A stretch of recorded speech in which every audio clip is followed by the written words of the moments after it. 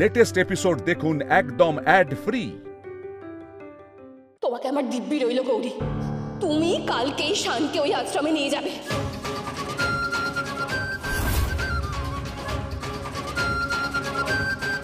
কথা দাও গৌরী। বেশ মা, যখন এত করে বলছেন তখন আমি ওই বাবার আশ্রমে ডাক্তারবাবুকে নিয়ে যাব।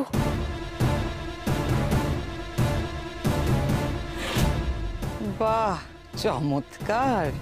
আমার পরিকল্পনা মাফিক সব হচ্ছে। বেশ, কাল সকালেই তুমি শানকে ওই আশ্রমে নিয়ে যাবে, বুঝেছো?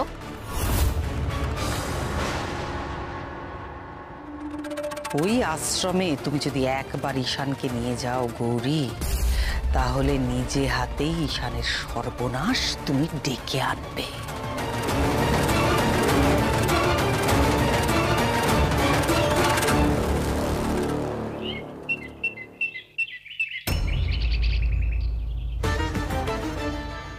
মাগো, ডাক্তারবাবুর কি হয়েছে, কেন এত কষ্ট পাচ্ছে আমি জানি না মা। সত্যি কি কেউ শয়তানি করে এগুলো করছে, না সবটাই অলৌকিক? কিচ্ছু বুঝতে পারছি না, কিন্তু এসব ভাবার আগে ডাক্তারবাবুকে সুস্থ করতে হবে গো। মাগো, তুমি তো জানো আমি সব সময় তোমার দেখানো পথে চলি, কিন্তু আজ আমি মহা সংকটে পড়েছি মা। আমার আরেক মা যে চাইছে ডাক্তারবাবুকে আমি ওই বাবার আশ্রমে নিয়ে যাই। সে যে ছেলের চিন্তায় একদম আকুল হয়ে গেছে, কি করে ফেলি বলো তো তার কথা। তাই আমি ডাক্তারবাবুকে ওই বাবার কাছে নিয়ে যাচ্ছি মা, তোমাকে বলে গেলাম সেটা।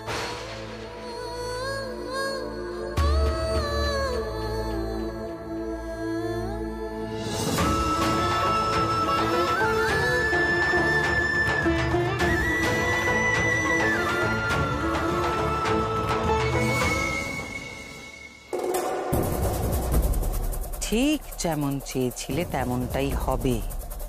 সময় মতো একজন সুদর্শন ব্রাহ্মণ তোমার কাছে পৌঁছে যাবে, স্বেচ্ছায় যাবে তোমার কাছে। তারপর কি করতে হবে সে তো তুমি জানো।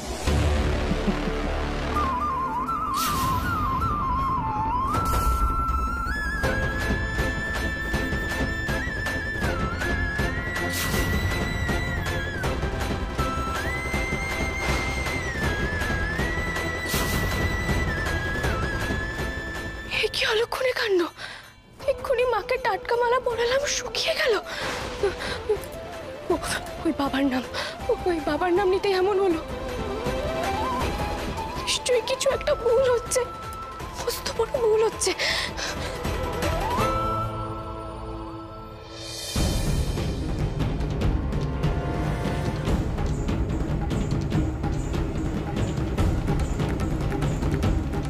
বলছি, ঈশান কি ঘুমোচ্ছে?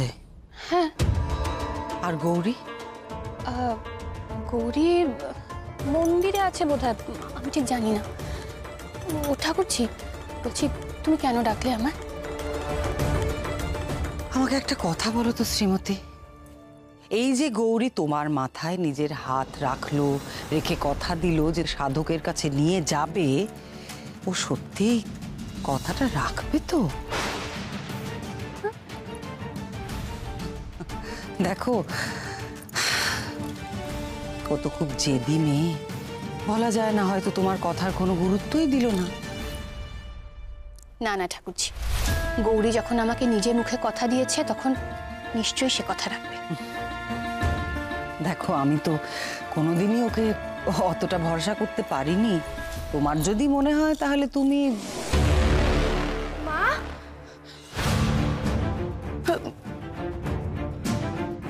আমি আসছি। মা, আমি কিছুতেই ডাক্তারবাবুকে ওই বাবার আশ্রমে নিয়ে যেতে পারবো না। ওকে ক্ষমা করবেন আপনি। তাহলে তখন কেন কথা দিলে আমাকে যে তুমি শানকে আশ্রমে নিয়ে যেতে রাজি আছো? এত জেদ তোমার? না মা, আমি জেদ করছি না, দয়া করে ভুল বুঝবেন না। আজ আমি মাকে বলেছিলাম যে ডাক্তারবাবুকে ওই বাবার কাছে নিয়ে যাব, তখনই মায়ের গলার টাটকা মালাটা শুকিয়ে এরকম হয়ে গেল।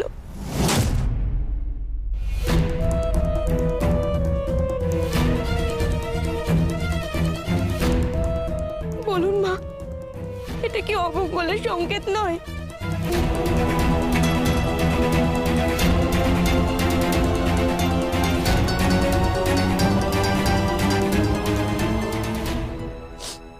শোনো গৌরী, তুমি আসলে মন থেকে যেতে চাইছো না, তাই এসব যা তা কথা বলছো। আমি আর কোনো কথা শুনতে চাই না গৌরী। তোমাকে আমার ছেলেকে ওই বাবার কাছে নিয়ে যেতেই হবে। বলতে পারো এটা আমার জেদ। আমি আমার সন্তানের ব্যাপারে যে সিদ্ধান্ত নিয়েছি সেটা থেকে তুমি আমাকে এক চুলো সরাতে পারবে না। যেতে তোমাকে হবে ঈশানকে নিয়ে। না মা, না মা, এমন জেদ করবেন না। মা নিজে বারণ করেছে। মা পরিষ্কার বুঝিয়ে দিতে চেয়েছে যে ওখানে যাওয়া ঠিক হবে না, না হলে তাজা মালা কখনো এরকম ভাবে শুকিয়ে যেত না। মায়ের কথার অবদ্ধ হওয়া কি ঠিক হবে মা, আপনি বলুন? আমিও মায়ের কথাই শুনেছি।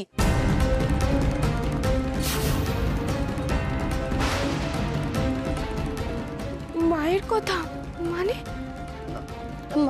মানে মানে কাল রাতে ঘোমটাকালী মা আমার স্বপ্নে এসেছিলেন। উনি আমাকে স্বপ্নেই আদেশ করেছেন, তাই তাই তোমাকে যেতেই হবে।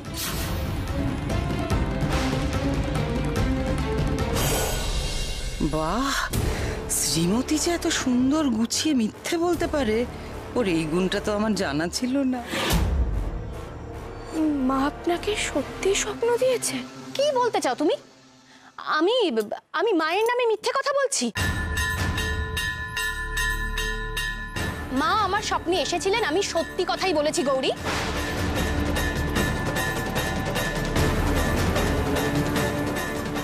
তাহলে হয়তো আমারই বুঝতে ভুল হয়েছে, কিন্তু দুজনকে দুরকম কথা বলবে কেন?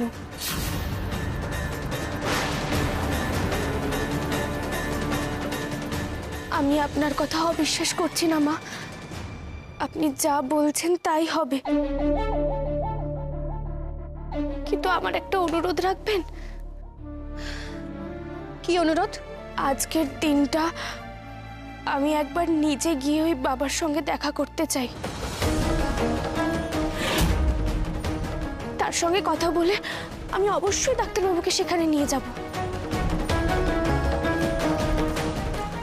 আমাকে আজকের দিনটা একা যেতে দিন মা।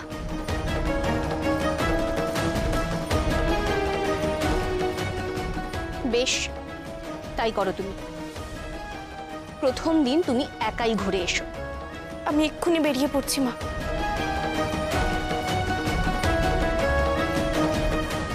খুব চালাক তুমি গৌরী, হ্যাঁ? ভেবেছ আগে ভাগে গিয়ে গোয়েন্দাগিরি করে ঠিক ভুল বিচার করবে।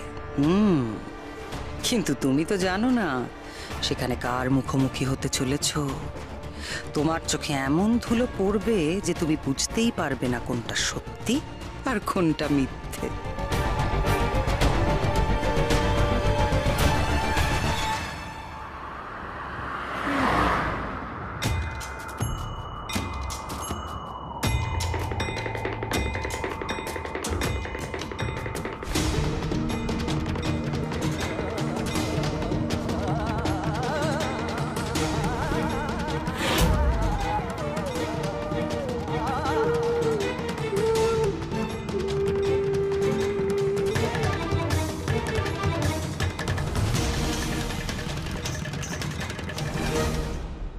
যজ্ঞের কাঠ করটি সব সরিয়ে ফেলেছো তো?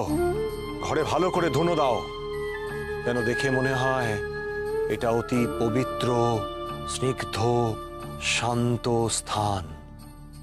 এখানে যে তন্ত্র সাধনা হয় সেটা যেন ঘুণাক্ষরেও বোঝা না যায়। আমরা কেন নিজেদেরকে গোপন করছি গুরুদেব? এভাবে ছদ্মরূপ ধারণ কেন করছেন গুরুদেব? দীর্ঘ 15 বছর ধরে আমি আজকের এই দিনটার জন্য অপেক্ষায় ছিলাম, তন্ত্র সাধনার উচ্চ মার্গে পৌঁছানোর জন্য। 15 বছরের প্রতীক্ষা? হ্যাঁ, আর আজ সেই দিন আসতে চলেছে। যে জিনিস দুর্লভ তাকে তো সহজে লাভ করা যায় না, আর সুযোগ যখন এসেছে তখন তো তাকে হাতের মুঠোয় বন্দি করতেই হবে। আর এর জন্য যদি একটু ছলনা করা হয় তাতে কোনো দোষ নেই। তাই আমি এই মায়াজাল পেতেছি।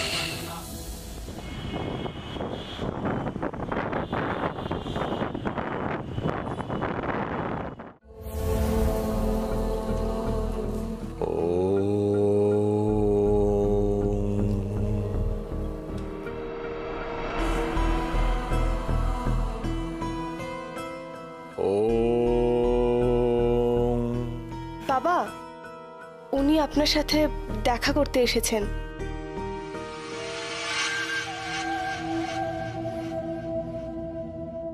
এসো, বসো।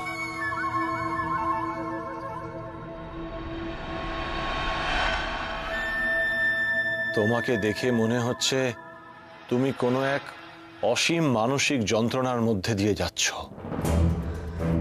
বাবা, আসলে আমার স্বামী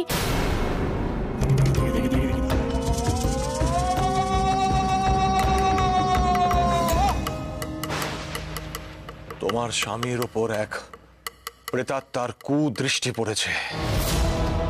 ওই প্রেতাত্মা তার প্রতিহিংসা চরিতার্থ করতে চায় তোমার স্বামীর ওপর দিয়ে।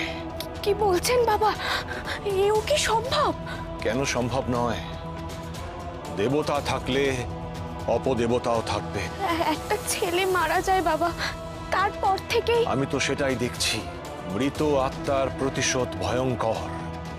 তোমার স্বামী এটাই বলছে তো? সে বিশেষ কাউকে দেখতে পাচ্ছে, তার কথা শুনতে পাচ্ছে, ঘুমের ঘোরে দুঃস্বপ্ন দেখছে। হ্যাঁ বাবা, আপনি একদম ঠিক বলেছেন। এর এর প্রতিকারের উপায় বলে দিন না বাবা। এই আত্মার কাছ থেকে আমার ডাক্তারবাবু কিভাবে মুক্তি পাবে? দাঁড়া দাঁড়া, এত উতলা হোস না মা। আমার কাছে যখন এসেছিস তখন একটা প্রতিকার তো আমাকে করতেই হবে।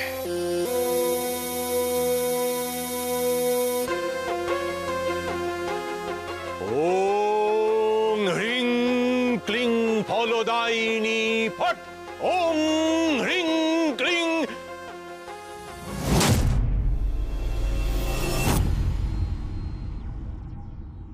জয় মা। নে ধর, এই ফলটা তোর স্বামীকে খাইয়ে দিস। প্রেতাত্মার কুপ্রভাব অনেকটাই কমে যাবে, অনেকটাই সুস্থ হয়ে যাবে তোর স্বামী। এই আপেলের গুণ যতক্ষণ থাকবে ততক্ষণ তোর স্বামী নিরাপদ। তবে সম্পূর্ণ সুস্থ হতে হলে তোর স্বামীকে এখানে আনতে হবে। এই শুদ্ধ পরিবেশে প্রেতাত্মারা ত্রিসীমানায় ভিড়তে পারবে না। পুজোর রাতটা এখানেই থাকতে হবে তোর স্বামীকে। রাতে থাকতে হবে কেন বাবা? সে এক দীর্ঘ এবং কঠিন পদ্ধতি। মনে বিশ্বাস নিয়ে তোর স্বামীকে নিয়ে এখানে চলে আয়, দেখিস সব ঠিক হয়ে যাবে। আচ্ছা বাবা, আমি আসছি তাহলে।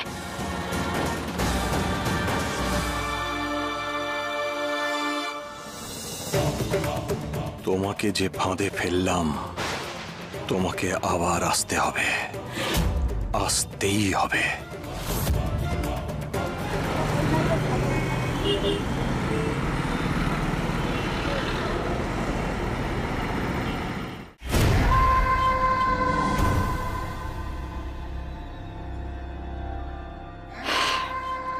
শৈলমা বলে দিয়েছে ডাক্তারবাবু ঘরে একা আছে। এটাই আদর্শ সময় ডাক্তারবাবুকে ভয় দেখানোর। এবার শুধু চুপি চুপি আমাকে ওর ঘরে পৌঁছাতে হবে। ঘড়িটা গেল কোথায়? এতবার ফোন করছি তাও ফোন ধরছে না।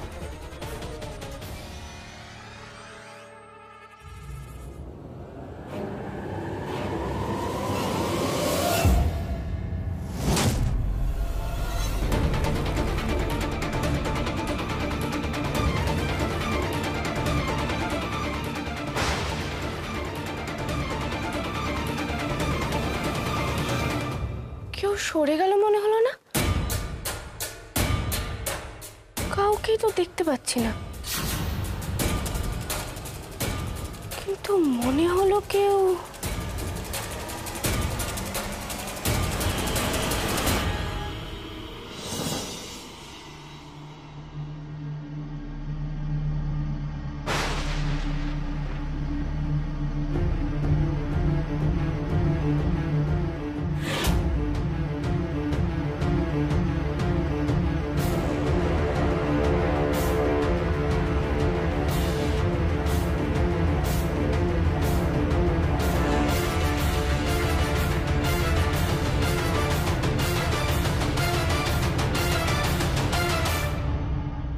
না, কাউকেই তো দেখছি না।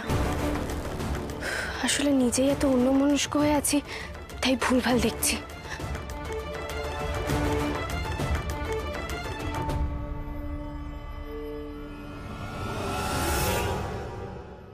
ফোনটা এই তো। এই গৌরী, এদিকে এসো। কোথায় গিয়েছিলে বলো তো তুমি? কতক্ষণ ধরে তোমাকে খুঁজছি, আর ফোন করছি, ফোনটা কেন ধরছো না? অদ্ভুত একটা মেয়ে। তোমার সাথে আমার কথা বলতেই ভালো লাগে না। কেন? আরি কেন? আরি কেন? তুমি জানো না গৌরী? গৌরী, কখন থেকে তোমাকে খুঁজে যাচ্ছি, আর তুমি তো জানো গৌরী যে আমি তোমাকে ছাড়া এখন অন্ধকার দেখছি চোখে। কখন কি করছি, কি বলছি, কিছুই বুঝতে পারছি না। আর তার মধ্যে তুমি আমাকে ছেড়ে চলে গেলে। আমি তোমাকে কখনো ছেড়ে যেতে পারি ডাক্তারবাবু? এই জন্মে তো আমি পারবো না। ও সব না তোমার মুখের কথা। যদি ছেড়ে চলে যেতে না পারতে তাহলে গিয়েছিলে কেন? আর কোথায় গিয়েছিলে শুনি? আমার না গৌরী, তোমাকে ছাড়া থাকতে এখন আর ভালো লাগে না। সেই জন্যই তো আমি চটপট চলে এলাম।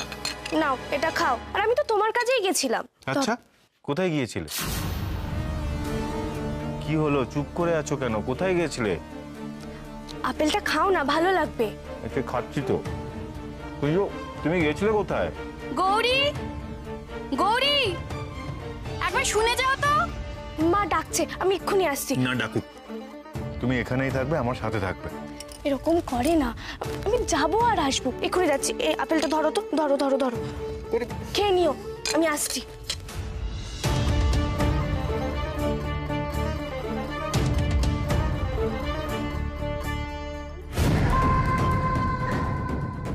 যাক বাবা, ডাক্তারবাবুর বউ চলে গেছে, তার মানে এবার ডাক্তারবাবু একা ঘরে। এটাই সুযোগ।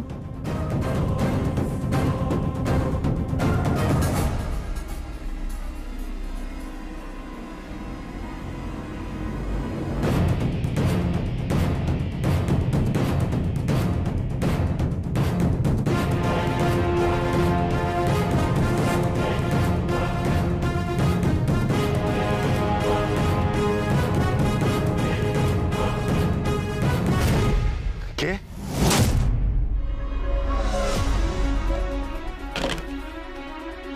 কে?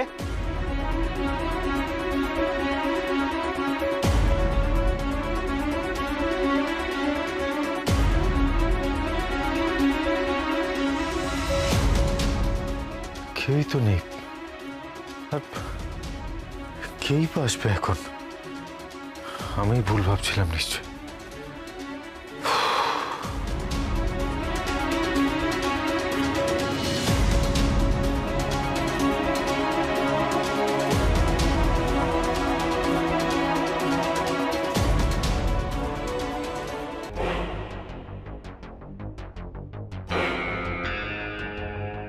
কি আশ্চর্য, আপনি আমাকে এখানে নিয়ে এলেন কেন শৈলমা?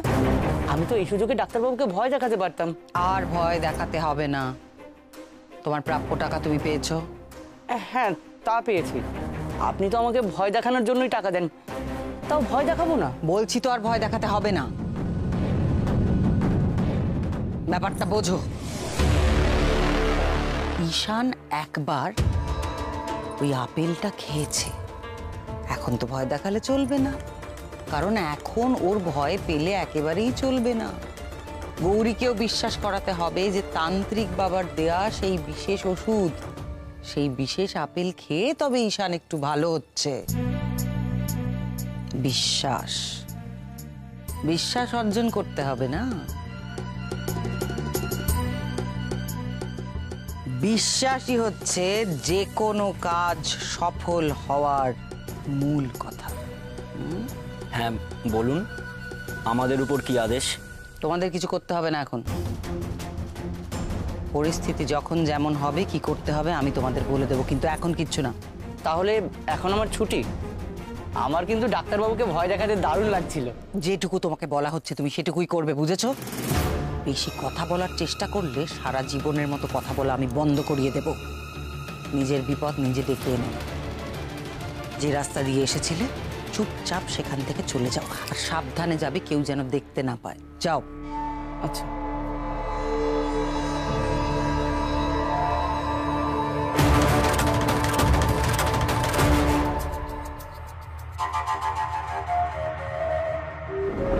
জয় মা লোলজিভা ভয়ঙ্করী চামুণ্ডে, সিদ্ধাই দে মা, সিদ্ধাই দে। আজ আজ সেই মহেন্দ্র খান উপস্থিত হতে চলেছে।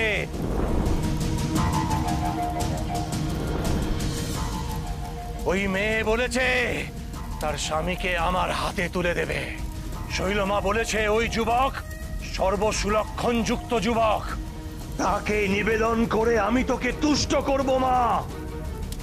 মা, আমি তোর বরে তন্ত্র শ্রেষ্ঠ হব, পৃথিবীর সর্বশক্তিমান হব। আমার অঙ্গুলি হেলনে জগৎ সংসার চলবে, শুধুমাত্র নিবেদনের অপেক্ষা। জয় মা।